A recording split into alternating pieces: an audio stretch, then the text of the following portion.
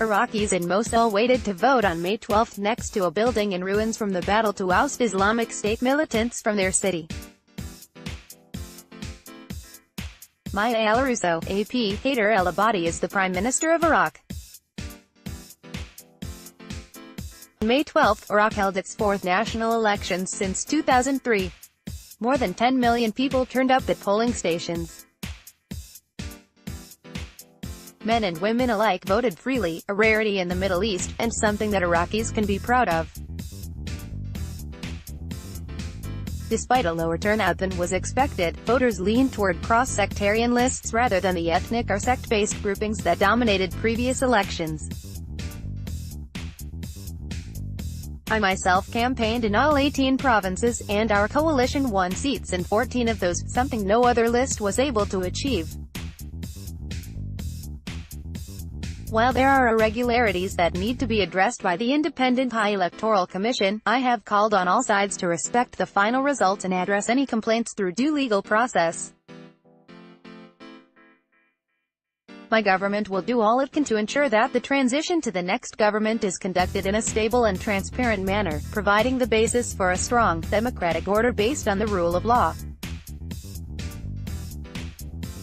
I have called for dialogue with the other coalitions to form a government predicated on the following criteria: a reform-based agenda that builds on the successful policies of the current government, achieving economic prosperity, maintaining our non-aligned diplomatic stance with other countries based on mutual interests, and protecting our security gains and ensuring terrorist groups do not return.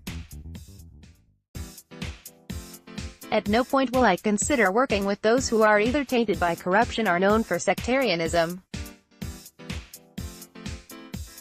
Any potential ministers must be technocrats, and the new government must be demonstrably non-elitist, representative of the people rather than dominated by one side or denomination.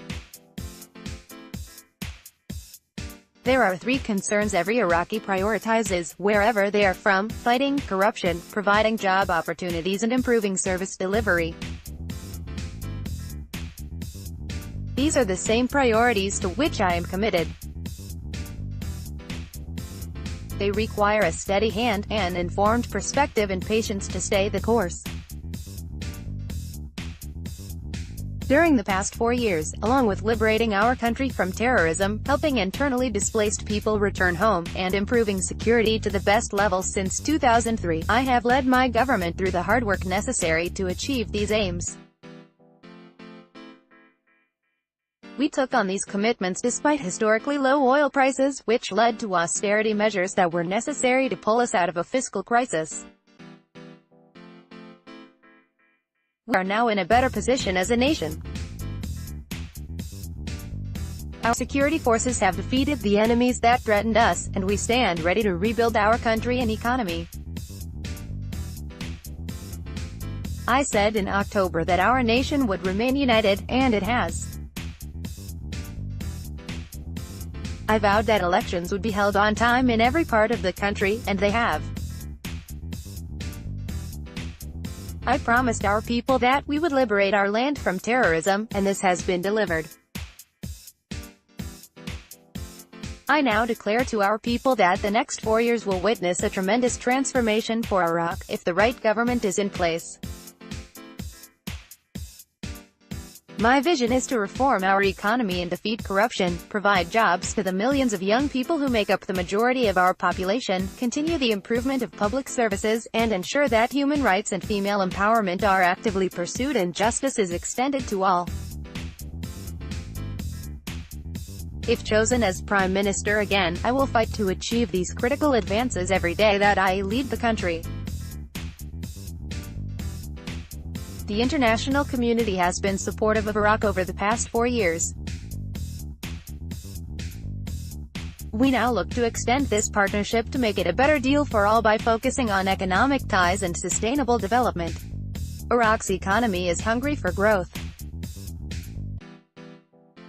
The recent investment conference in Kuwait showed that tens of billions of dollars worth of foreign investment are ready to be allocated to both public and private sector firms.